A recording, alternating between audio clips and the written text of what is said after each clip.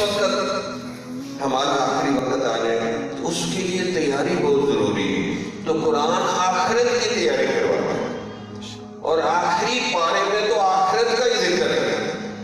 کاش کہ ہم اس کو سوچ کے سمجھ کے پڑھ لیتے تو قرآن کے اندر ہمیں عجیب و غریب باتیں ملتی.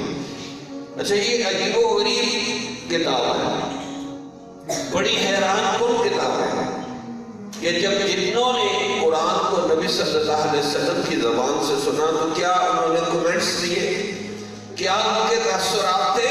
سورۃ جن کے اندر اللہ نے فرمایا کہ جب جنوں نے قرآن کو سنا تو کیا کہا, اِنَّا سَمِعْنَا قُرْآنًا عَجَبًا يَهْدِي إِلَى الرُّشْدِ فَآمَنَّا بِهِ, کہ بے شک ہم نے ایک عجیب و غریب قرآن سنا ہے, ہم اس کو سن کے کلمہ پڑھ کر مسلمان ہوتے ہیں.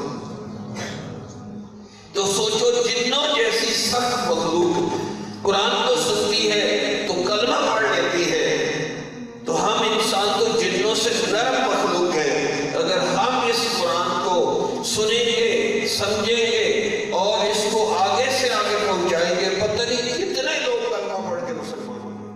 جمال الوجود بذكر الإله وتصفو الحياة